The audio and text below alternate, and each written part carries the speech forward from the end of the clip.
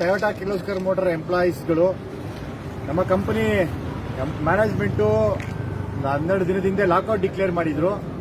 ಕಳೆದ 2 ದಿನದಿಂದ ಸರ್ಕಾರ ಲಾಕೌಟ್ನ ನಿಷೇಧ ಮಾಡಿ ಆದೇಶ ಹೊರಡಿಸಿದೆ. ಅದೇ ಪ್ರಕಾರ ನಾವಿವತ್ತು ಎಲ್ಲರೂ ನಮ್ಮ ಎಂಪ್ಲಾಯೀಸ್ ಎಲ್ಲರೂ ಕಂಪನಿಗೆ ಕೆಲಸಕ್ಕೆ ಹೋಗಬೇಕು ಅಂತೇಳಿ ಗೇಟ್ ಹತ್ರ ಬಂದಿದ್ದೀವಿ.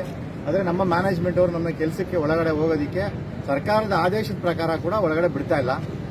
ಲಾಕೌಟ್ ನಿಷೇಧ ಮಾಡಿ ಸರ್ಕಾರ ಆದೇಶ ಹೊರಡಿಸಿದ ಮೇಲೆ ಇವರು ಒಂದೆರಡು ಪ್ರಕಟಣೆಗಳನ್ನು ಹೊರಡಿಸಿದ್ದಾರೆ. ಅಂದ್ರೆ ಸರ್ಕಾರದ ವಿರುದ್ಧವಾಗಿ ಅಂದ್ರೆ ಇವರೊಂದು ಪ್ರಕಟಣೆಯಲ್ಲಿ ಹೇಳ್ತಾರೆ, ನಾವು ಇನ್ನು ಮುಂದೆ ಕೋವಿಡ್ ಗೈಡ್ಲೈನ್ ಪ್ರಕಾರ ನಾವು ಯಾವುದೇ ರಜನ ಯಾವುದೇ ಎಂಪ್ಲಾಯೀಸಿಗೆ ಕೊಡೋದಿಲ್ಲ ಅಂತೇಳಿ ಒಂದು ಪ್ರಕಟಣೆ ಹಾಕ್ತಾರೆ. ಈಗಾಗಲೇ ಸರ್ಕಾರ ಗೈಡ್ಲೈನ್ ಮಾಡಿದ್ರೂ ಕೂಡ ಅದ್ರ ವಿರುದ್ಧವಾಗಿ ನಾವು ಯಾವುದೇ ಕೋವಿಡ್ ರಜೆ ಕೊಡೋಕ್ಕಾಗಲ್ಲ ಅಂತ ಒಂದು ಹಾಕ್ತಾರೆ. ಮತ್ತೆ ಯಾರಾದ್ರೂ ಎಂಪ್ಲಾಯೀಸ್ ಮೊಬೈಲ್ನ ಒಳಗಡೆ ತಗೊಂಡ್ಬಂದ್ರೆ ನಾವು ಆ ಮೊಬೈಲ್ನ ಕಿತ್ಕೋತೀವಿ ಅಂತ ಬಹಿರಂಗ ಓಪನ್ ಆಗಿ ಅಂದ್ರೆ ನೋಟಿಸ್ ಬೋರ್ಡಲ್ಲಿ ಅಧಿಕೃತವಾಗಿ ಹಾಕ್ತಾರೆ.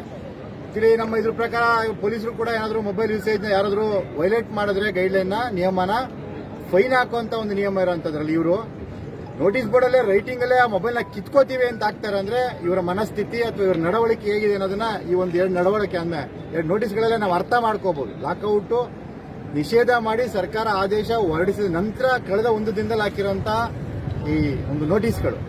ಇದೇ ರೀತಿ ನಮಗೆ ಈ ಹಿಂದೆ ಹಲವಾರು ಶೋಷಣೆನ ನಮಗೆ ಎಲ್ಲಾ ಕಾನೂನು ಉಲ್ಲಂಘನೆ ಮಾಡಿದ್ದಾರೆ. ಈಗಲೂ ಕೂಡ ಅದ್ರ ಮುಂದುವರೆದ ಭಾಗವಾಗಿ ಸರ್ಕಾರ ಆದೇಶದ ವಿರುದ್ಧವಾಗಿ ನಮ್ಮನ್ನ ಕೆಲಸಕ್ಕೆ ಒಳಗಡೆ ಹೋಗೋದನ್ನ ತಡೀತಾ ಇದ್ದಾರೆ. ಹಾಗಾಗಿ ನಾವು ಈ ಮೂಲಕ ಸರ್ಕಾರದ ಗಮನಕ್ಕೆ ತರೋದಕ್ಕೆ ಬಯಸ್ತೀವಿ.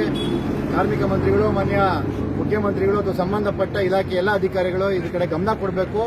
ಇವರು ನಿರಂತರವಾಗಿ ಮಾಡ್ತಾ ಇರುವಂತಹ ಕಾನೂನು ಭಂಗವನ್ನ ಶೋಷಣೆಯನ್ನ ತಡೆಯೋದಕ್ಕೆ ಮುಂದಾಗಬೇಕು ಅಂತ ಈ ಮೂಲಕ ಎಲ್ಲ ಕಾರ್ಮಿಕರ ಪರವಾಗಿ, ಟೊಯೋಟಾ ಕಿರ್ಲೋಸ್ಕರ್ ಮೋಟರ್ ಕಾರ್ಮಿಕರ ಪರವಾಗಿ ಮತ್ತು ಎಲ್ಲ ಬೇರೆ ಕಾರ್ಮಿಕ ವರ್ಗದ ಪರವಾಗಿ ನಾವು ಈ ಮೂಲಕ ಮನವಿ ಮಾಡ್ತೀವಿ.